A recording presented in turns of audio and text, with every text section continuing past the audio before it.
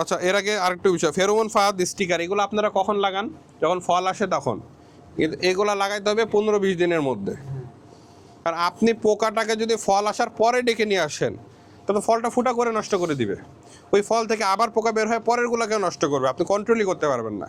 তাহলে আপনার লাগাইতে হবে 15-20 দিন গাছের বয়স যখন, তখন। কোথায় লাগাইতে হবে? ক্ষেতের ভিতরে।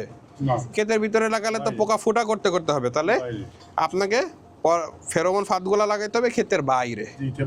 মনে করেন বাতাস এই সাইড থেকে আসছে ক্ষেতে, এই সিজনে এই সাইড থেকে আসবে, তাহলে আপনাকে এই আইল বরাবর এইদিকে লাগাইতে হবে।